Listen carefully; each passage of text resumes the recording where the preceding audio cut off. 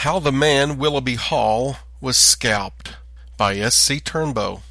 The following account is not written for the purpose of renewing sectional strife, but it is given to show the horrors of war.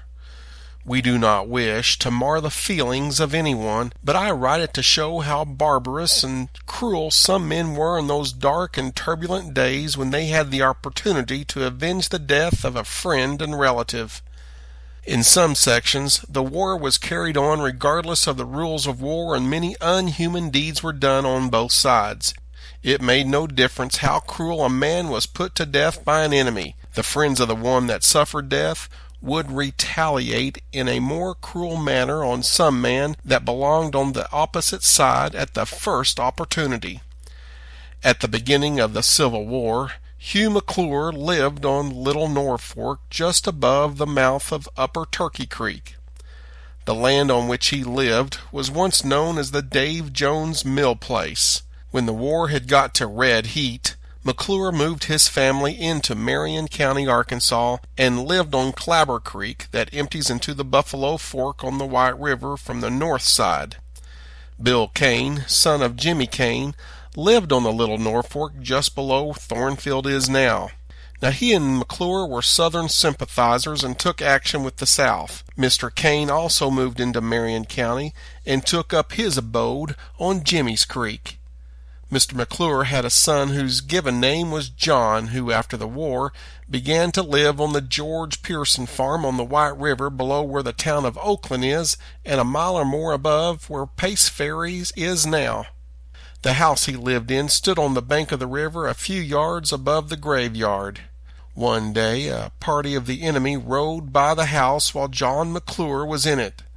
Soon after the soldiers had gone by, and before they had got out of sight, McClure stuck his head out of the door to watch the men ride along in the road which led onto the bank. Now the enemy discovered him, and the men wheeled their horses and charged back to the yard fence and forced the man to come out of the house. And they conducted him to the road and made him trot before them till they reached near the graveyard, when they shot him to death and left his body for the women and the children to bury. One day, some time after the death of John McClure, Bill Kane headed a company of Southern men, and they rode up the Little Norfolk to the Bob Gilliland farm 3 miles above the mouth of Little Creek and 1 mile above the mouth of Otter Creek. The Gilliland place used to be known as the Herod Holt Farm. It was also called for a while the Charlie King Place. Years ago, Mr. King was a sheriff of Ozark County. Now, when Bill Kane and his men arrived at this farm, they discovered 2 men in one barn, one which proved to be Willoughby Hall, son of Dave Hall. It was said that Willoughby Hall helped to kill John McClure. Hall's companion was Jim Gilliland, son of Bob Gilliland. As soon as the 2 men ran out of the barn in an attempt to make their escape, Gilliland was shot through the thigh and fell.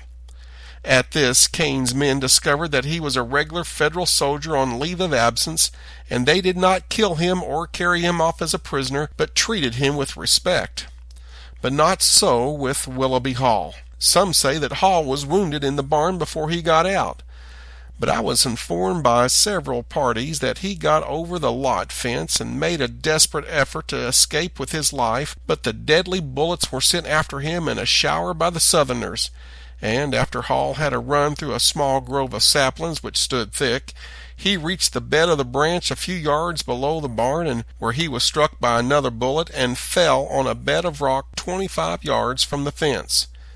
Hugh McClure, the father of John McClure, was with a bunch of Southern men and observed the man Hall fall to the ground, and he ran forward with a knife in hand and caught the dying man by the hair of the foretop of the head and scalped him by cutting him around on the top of the skin of the head 3 inches square, then jerked and peeled it off while Hall was still in the agony of death. And after waiting till after the man was entirely dead, Kane and his men mounted their horses and returned back down the North Fork, McClure carrying the scalp with him. And when the party got back to Arkansas, McClure exhibited the scalp to several parties they met.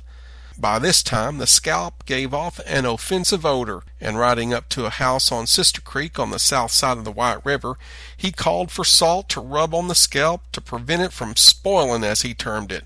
He carried it just before he arrived at Yellville, when from the odor from it was so sickening that he refused to carry it any further, and noticing a hollow stump 4 foot high, which stood at the side of the road, and riding up to it, McClure tossed the scalp into the hollow of this stump and rode off with the other men. I am told this same stump, which was hollow from the ground to the top, stood there for nearly 30 years after the close of the war. The stump was in the hollow that leads down to Yellville from toward Flippin. My authors of this account were Peter Kesey, who lived near Protem, Missouri, and Billy Parker, who lived on Jimmy's Creek in Marion County, Arkansas, and others. Mr. Kesey said that McClure rubbed the scalp well with salt before he threw it into the stump, and went back a few days afterward and took it out again and carried it to his home on Claiborne Creek, where he preserved it for several months. Mr. Kesey said that the scalp had contracted to the size of a silver dollar, and the flesh side had assumed the color of gold, and the skin was about a half-inch thick. Continuing, Mr. Kesey said, I heard Captain Bill Pyland say one day, some time after Hall was killed, that he did not blame McClure for helping kill Hall, for he had taken part in killing John McClure. But he did blame him for depriving the dying man of his scalp lock, for that was barbarous and horrible in the extreme.